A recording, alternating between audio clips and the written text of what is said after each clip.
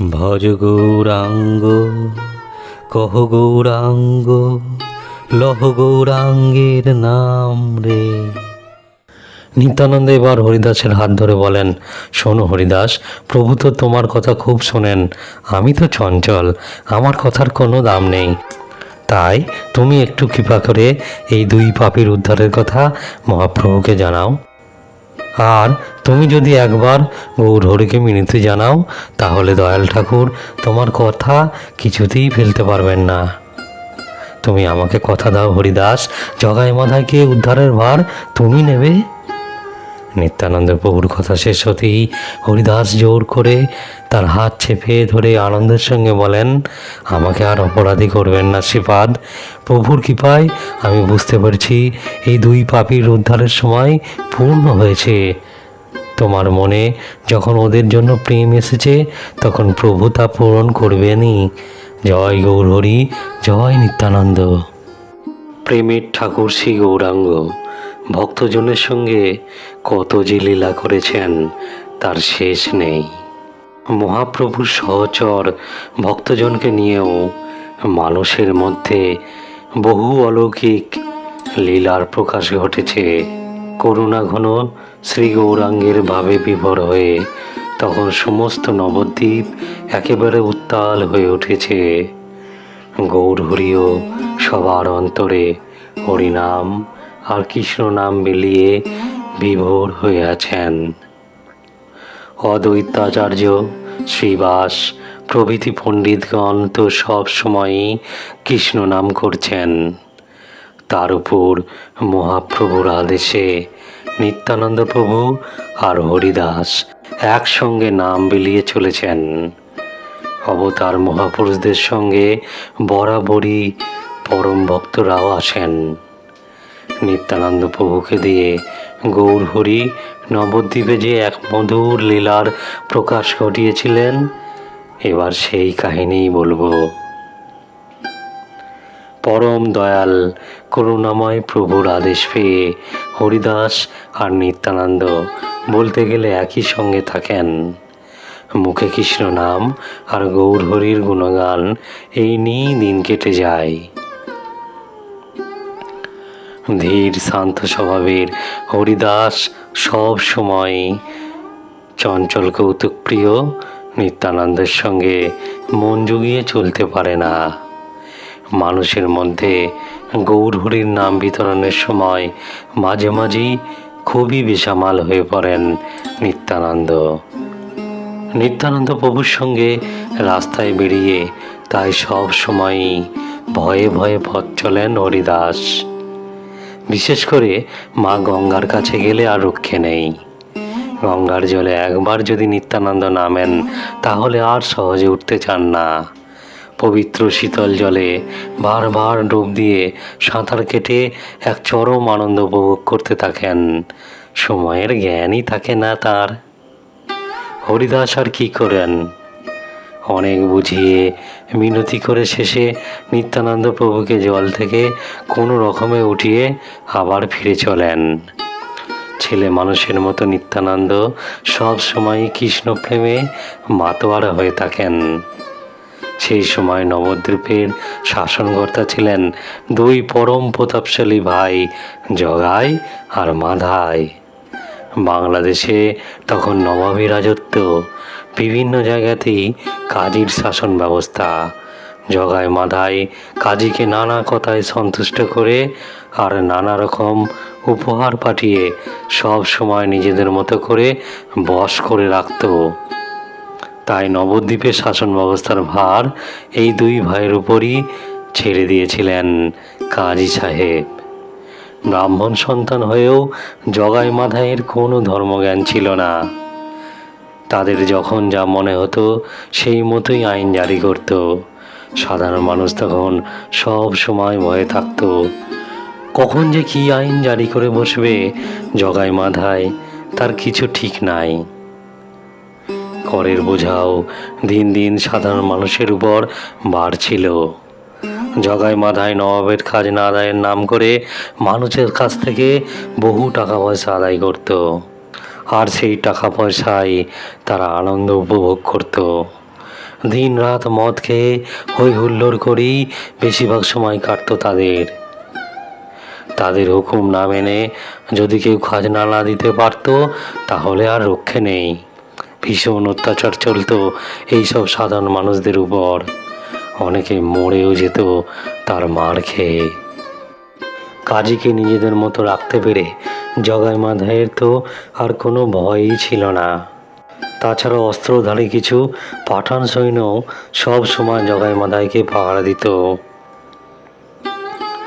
এই সৈন্যদের দিয়েই তারা দুই ভাই সব অত্যাচার চালাতো। নবদ্বীপের সাধারণ মানুষ জগাই মাধাইয়ের শাসনের ভয়ে সব সময় মনমারা হয়ে থাকত। নিজেদের মধ্যে আলোচনা করলেও প্রকাশ্যে কেউ মুখ খুলে কোনো আলোচনা করতে সাহস পেত না। তাছাড়া তখন নবদ্বীপ তো শাস্ত্রপাঠ ন্যায় আলোচনার জন্য বিখ্যাত এক পীঠস্থান। পণ্ডিত ব্যক্তিরা নিজেদের মধ্যে শাস্ত্রপাঠ আর আলোচনা নিয়েই মেতে থাকতেন। সাধারণ মানুষের দুঃখ দুর্দশার কথা শুনলেও পণ্ডিত ব্যক্তিদের তার প্রতিকার করার মতো ক্ষমতা ছিল না। নিত্যানন্দ প্রভুও জগাই মাধাইয়ের এই সব অত্যাচারের কথা জানতেন। মনে মনে শুধু মহাপ্রভুর চিন্তা করেই উপায় খুঁজে বের করার চেষ্টা করতেন।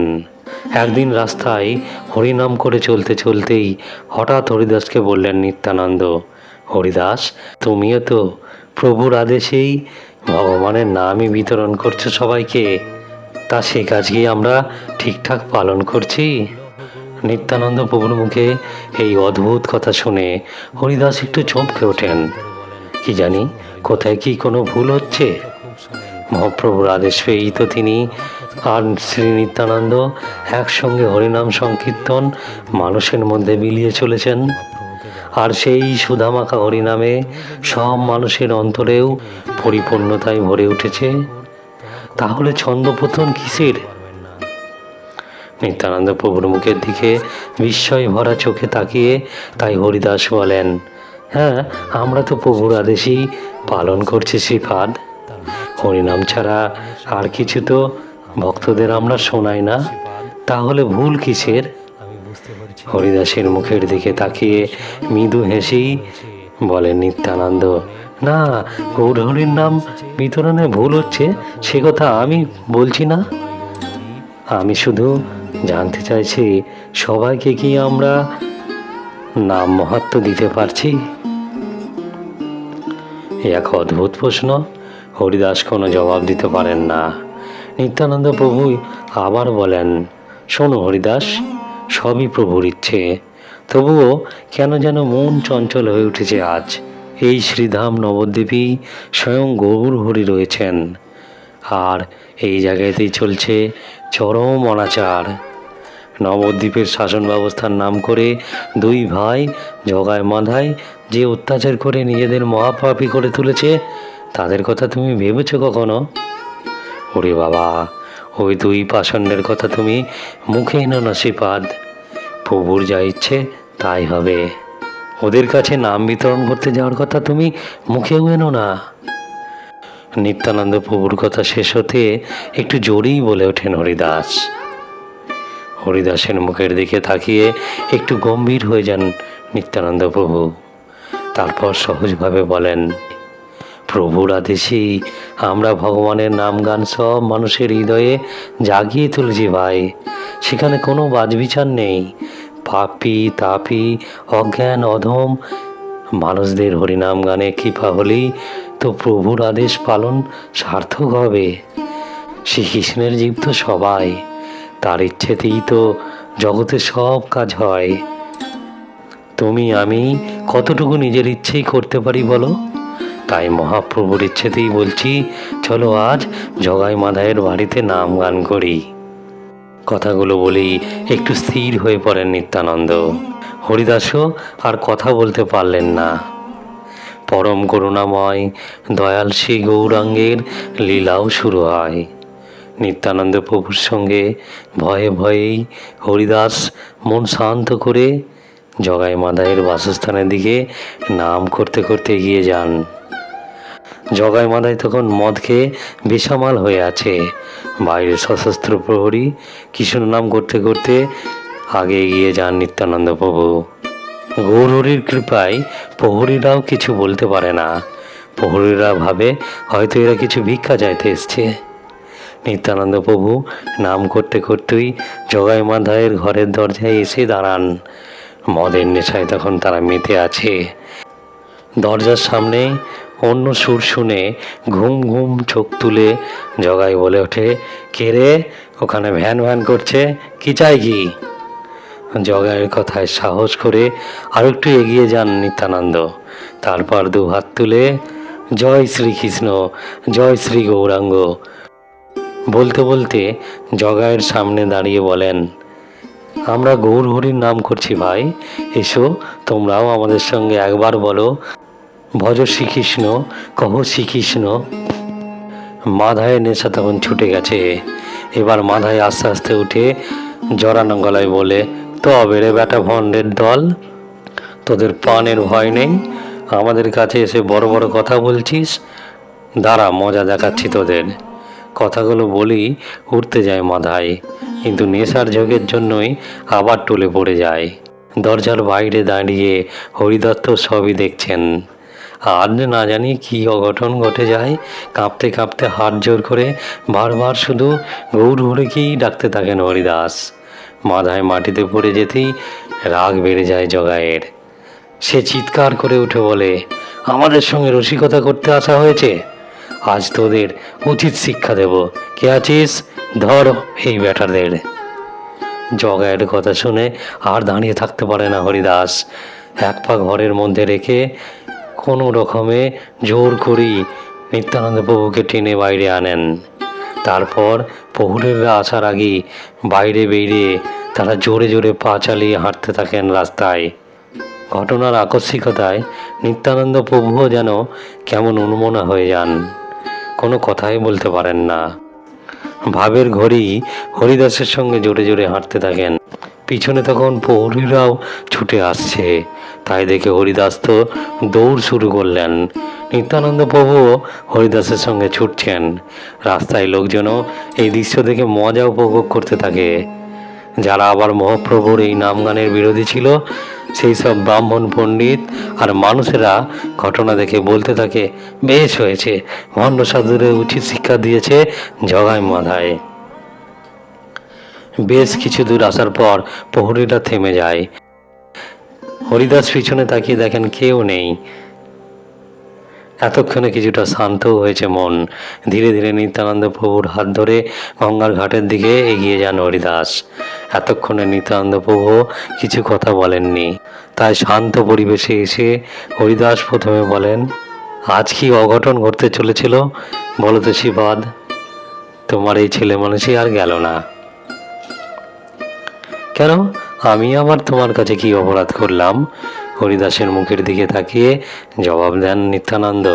হরিদাস বলেন, তোমার কি প্রয়োজন ছিল বলো তো ওই মদ্যপের কাছে প্রভুর নাম করতে যাওয়ার? তুমি তো বললে সবই প্রভুর কৃপাতে ঘটে, তাহলে মহাপ্রভুই ওদের ব্যবস্থা করবেন। হরিদাসের এবার কথা শুনে নিত্যানন্দ প্রভু হাসতে থাকেন। তারপর বলেন, শুধু আমিই কি সেখানে গিয়েছিলাম হরিদাস?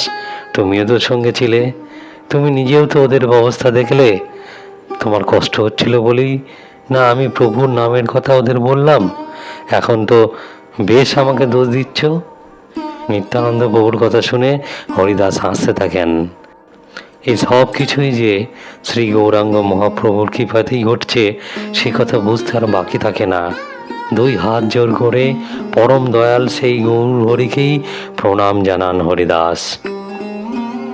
নিত্যানন্দ এবার হরিদাসের হাত ধরে বলেন, শোনো হরিদাস, প্রভু তো তোমার কথা খুব শোনেন, আমি তো চঞ্চল, আমার কথার কোনো দাম নেই।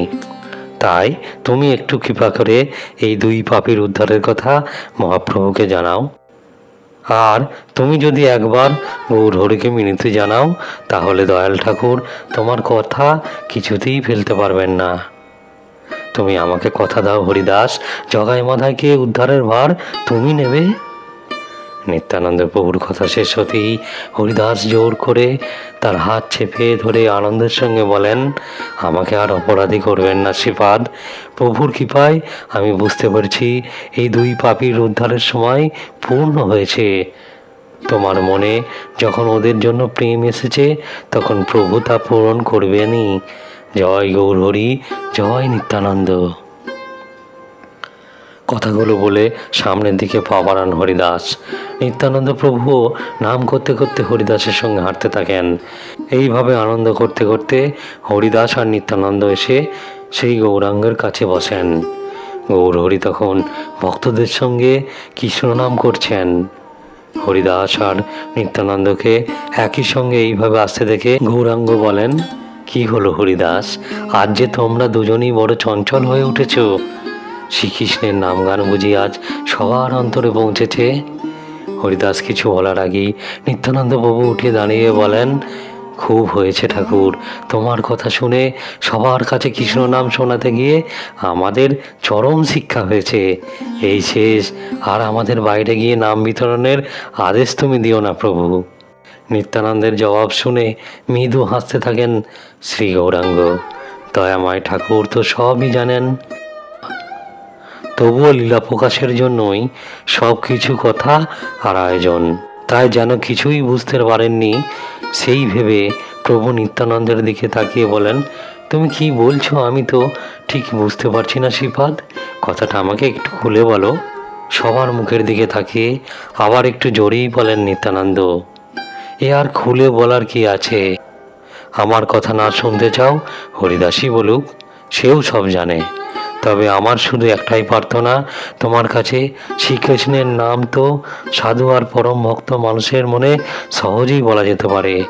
তুমি যদি জগাই মাধায়ের মনে কৃষ্ণপ্রেম জাগিয়ে তুলতে পারো তবেই জানবো তুমি কৃপাময় দয়াল ঠাকুর।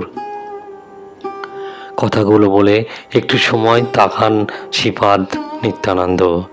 তারপর মহাপ্রভু কিছু বলার আগেই আবার মিনতি মাখা সুরে বলেন, তোমার আদেশেই আমি আর হরিদাস রাস্তায় রাস্তায় হরিনাম বিলিয়ে যাচ্ছি প্রভু। অনেকে আমাদের গালাগালি দিলেও তোমার কৃপাতেই সব আমরা হাসি মুখে সহ্য করে যাই। কিন্তু এই দুই ভাই জগাই মাধাইকে তুমি উদ্ধার না করলে আর আমরা কিছুতেই নাম করতে বের হব না। হরিদাসেরও তাই ইচ্ছে, এই দুই ভাইকে উদ্ধার করে তোমার লীলা প্রচার করো প্রভু। বলতে বলতেই দু চোখে জলের ধারা নেমে আসে নিত্যানন্দ প্রভুর। হরিদাসও হাত জোর করে মহাপ্রভুর দিকেই তাকিয়ে থাকেন।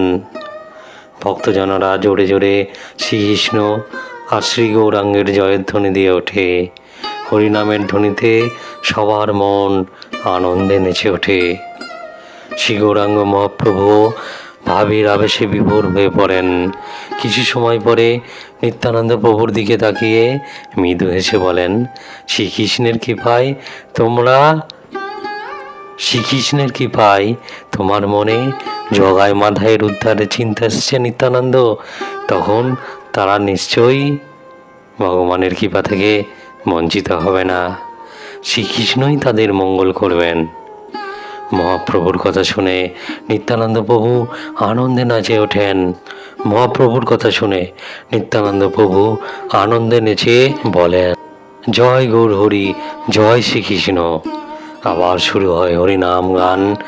হরিদাসকে সঙ্গে নিয়ে নামের আসরে মেতে ওঠে নিত্যানন্দ প্রভু। জগাই মাধায়ের বাসস্থান গঙ্গার তীরে হলেও তারা সব সময় সেখানে বাস করতেন না। নিজেদের খুশি মতো যেখানে ইচ্ছে হতো সেইভাবে তাঁবু খাটিয়ে কিছুদিন বাস করত। নিত্যানন্দ প্রভুর সঙ্গেই সেই ঘটনার কয়েকদিন পরেই জগাই মাধায় মহাপ্রভুর বাড়ির কাছাকাছি এক জায়গায় তাঁবু ঠিক করে বাসস্থান করলো। পাড়ায় লোকজনেরা জগাই মাধায় এসেছে এই খবর শুনে ভয়ই অস্থির। কখন যে কার ভাগ্যে কী ঘটে কিছুই ঠিক নেই। দিনের বেলায় নিজেদের কাজকর্ম দোকান বাজার করে তারা রাত্রে ঢুকে পড়ে। সন্ধ্যার পর আর কেউ রাস্তায় বেরোতে সাহস করেন না, কারো বাড়িতে কেউ যায় না। শ্রী গৌরাঙ্গ মহাপ্রভুও জেনেছেন তার পাড়াতেই জগাই মাধায় এখন রয়েছেন। কিন্তু প্রভুর লীলা প্রকাশের তো সময় হয়নি, তাই তিনি নাম কীর্তনেই মেতে আছেন। পরম ভক্ত শিবাসের বাড়িতেই বেশি নাম গান হয়। মহাপ্রভুও শিবাসের বাসগৃহে নাম করে আনন্দ পান। যথা নিয়মে সেদিনও ভক্তজনকে সঙ্গে নিয়ে শিবাসের বাড়িতেই হরি সংকীর্তন করছিলেন মহাপ্রভু। গৌর হরির সঙ্গে ভক্তরাও নামে মাতোয়ারা হয়ে উঠেছে। খোল মৃদঙ্গ করতালের ধ্বনিতে উচ্চস্বরে গাইছে, ভজ শ্রীকৃষ্ণ, কহ শ্রীকৃষ্ণ, লহ শ্রীকৃষ্ণের নাম রে। ঠিক এমন সময় দুই ভাই জগাই আর মাধাই মদের নেশায় উন্মত্ত হয়ে টলতে টলতে শিবাসের বাড়ির সামনে এসে দাঁড়ায়। বাইরে থেকেও খোল করতালের শব্দ আর হরিনামের মধুমাখা সুর শোনা যাচ্ছে।